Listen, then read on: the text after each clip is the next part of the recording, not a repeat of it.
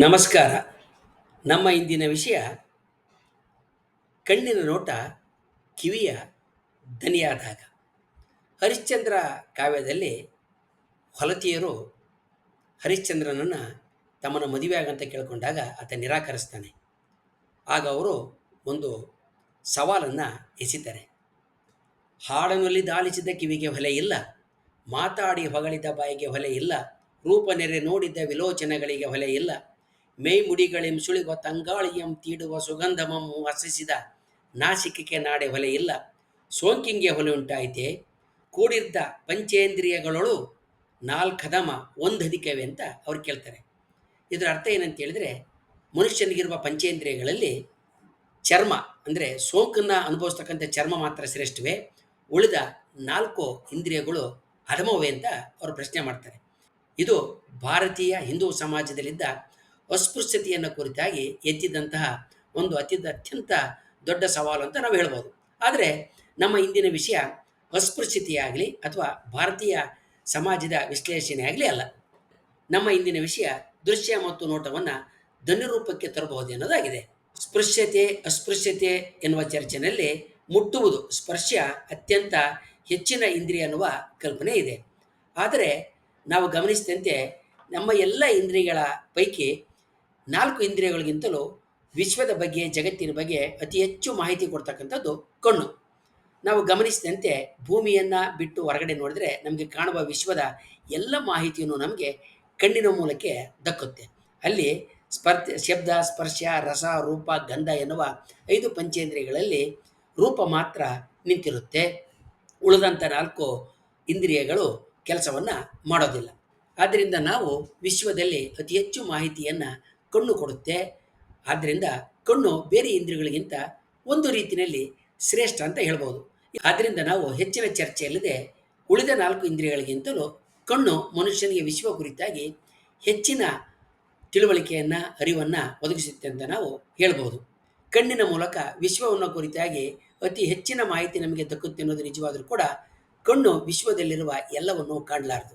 ಕಣ್ಣು ಕಾಣಲಾಗದ ತರಂಗಾಂತರದ ವ್ಯಾಪ್ತಿ ಬಹಳ ಹೆಚ್ಚಿನದು. ವಿಶ್ವದಲ್ಲಿ ಅಸ್ತಿತ್ವದಲ್ಲಿರುವ ವಿಕಿರಣಗಳ ಪಟ್ಟಿಯಲ್ಲಿ ಕಣ್ಣು ಕಾಣುವ ಭಾಗ ಅತಿ ಸಣ್ಣದು ಅಂತ ನಾವು ಹೇಳಬಹುದು. ಕಣ್ಣಿನಿಂದ ಭೂಮಿಯ ಆಚೆಗಿರುವ ವಿಶ್ವವನ್ನು ನಾವು ಹೇಗೆ ನೋಡ್ತೀವೋ ಅದಕ್ಕಿಂತಲೂ ಹೆಚ್ಚಿನ ಪ್ರಮಾಣದಲ್ಲಿ ನಾವು ಕಣ್ಣು ಕಾಣದೇ ಇರುವ ರೇಡಿಯೋ, ಎಕ್ಸ್ರೇ, ದೂರದರ್ಶಕಗಳ ಮೂಲಕ ಹಾಗೆ ಇತರ ತರಂಗಾಂತರಗಳ ಮೂಲಕ ನಾವು ವಿಶ್ವವನ್ನು ಕಾಣ್ತೇವೆ. ಹೀಗೆ ಕಣ್ಣು ಕಾಣುವ ಮತ್ತು ಕಣ್ಣು ಕಾಣದೇ ಇರುವ ತರಂಗಾಂತರದ ಎಲ್ಲ ಮಾಹಿತಿಯನ್ನು ಸಾಧನಗಳಿಂದ, ಸಲಕರಣೆಗಳಿಂದ ಪಡೆದು ಅದನ್ನು ಧ್ವನಿಯಾಗಿ ಪರಿವರ್ತಿಸೋಕ್ಕೆ ಸಾಧ್ಯ. ನೋಟದಲ್ಲಿ ದಕ್ಕುವ ಬೆಳಕು, ಕತ್ತಲು, ಬಣ್ಣ, ಮಿಂಚು, ಕೋರೈಸಿಕೆ ಎಲ್ಲವನ್ನು ಸದ್ದಿನ ಏರಿಳಿತಗಳಿಗೆ ಮಾರ್ಪಡಿಸಬಹುದು. ನೀಲಿ, ಕೆಂಪು ಬಣ್ಣಗಳು ಸದ್ದಿನ ಅಂದರೆ ಶಬ್ದದ ಗಾತ್ರ, ವಾಲ್ಯೂಮ್ಗೆ ಬದಲಾದರೆ ಬೆಳಕು, ಕತ್ತಲು, ಶ್ರುತಿ ತಾಳಗಳಾಗಿ ರೂಪಾಂತರಗೊಳ್ತವೆ. ವಿವಿಧ ಸಂಗೀತ ಉಪಕರಣಗಳ ಸದ್ದುಗಳು ಇವುಗಳಿಗೆ ಜೊತೆಯಾಗ್ತವೆ. 2020ರಲ್ಲಿ ನಾಸಾದ Chandra X ray centre Smithsonian astrophysics laboratory ಜೊತೆಗೂಡಿ ದೃಶ್ಯಗಳನ್ನ ದನಿಗೆ ಮಾರ್ಪಡಿಸ್ತಕ್ಕಂಥ ಒಂದು ಯೋಜನೆಯನ್ನು ಪ್ರಾರಂಭ ಮಾಡಿತು. ನಾಸಾ ಜಾಲತಾಣದಲ್ಲಿ ಬೆಳಕಿನ ದೂರದರ್ಶಕಗಳು, ಎಕ್ಸ್ರೇ ದೂರದರ್ಶಕಗಳು ಮುಂತಾದವು ವಿಶ್ವವನ್ನು ಗಮನಿಸಿ ಪಡೆದಂಥ ಮಾಹಿತಿಯನ್ನು ಧ್ವನಿಗೆ ರೂಪಾಂತರ ಮಾಡಲಾಗೈತೆ. ಈ ಧ್ವನಿಯ ರೂಪಾಂತರದಲ್ಲಿ ARP 140, V838 Monocerotis, RS Puppis, Pismis 24, NGC 1300, NGC 1569, butterfly ಅಂದರೆ ಚಿಟ್ಟೆ ನೇಹಾರಿಕೆ, ಹಾಲುಹಾದಿ ಅಂದರೆ ಮಿಲ್ಕಿವೇ ಬ್ರಹ್ಮಾಂಡ, ಆಮೇಲೆ ಗ್ಯಾಲಕ್ಸಿ M80, ಹಾಗೆಯೇ ಬ್ರಹ್ಮಾಂಡ M87ರ ಮಧ್ಯದಲ್ಲಿರುವ ಕಪ್ಪು ಕುಳಿದ ಬ್ಲ್ಯಾಕ್ ಹೋಲ್ ದೃಶ್ಯಗಳನ್ನ, ನೋಟಗಳನ್ನ ಕೂಡ ಧ್ವನಿಗೆ ಪರಿವರ್ತನೆ ಮಾಡಲಾಗಿದೆ. ನಾಸಾ ಅಂತರಿಕ್ಷ ಬಿಂಬಗಳನ್ನ ಧ್ವನಿಯಾಗಿ ಪರಿವರ್ತನೆ ಮಾಡುವ ಫೋನ್ ಆ್ಯಪ್ನ ಬಿಡುಗಡೆ ಮಾಡೈತೆ. ಈ ಆ್ಯಪ್ ಹೆಸರು ಹಿಯರಿಂಗ್ ಹಬಲ್. ಇದನ್ನು ಬಳಸಿಕೊಂಡು ನೀವು ಯಾವುದೇ ದೃಶ್ಯವನ್ನು ಧ್ವನಿಗೆ ಪರಿವರ್ತನೆ ಮಾಡಬಹುದು. ನಮ್ಮ ಯುವಕರು, ತರುಣರು ಅಗ್ಗದ ಮನರಂಜನೆ, ಸಿನಿಮಾ, ಕ್ರಿಕೆಟ್ ತಾರೆಗಳು, ಊಸರವಳ್ಳಿ, ರಾಜಕಾರಣಿಗಳ ಹೇಳಿಕೆ ಮುಂತಾದ ಸಂಗತಿಗಳಿಗೆ ಬೇಕಾದಕ್ಕಿಂತಲೂ ಅತಿ ಹೆಚ್ಚು ಪ್ರಾಶಸ್ತ್ಯವನ್ನು ಕೊಡೋದು ಅದರಲ್ಲೇ ಸಮಯವನ್ನು ಹಾಳು ಮಾಡಿಕೊಳ್ತಾರೆ.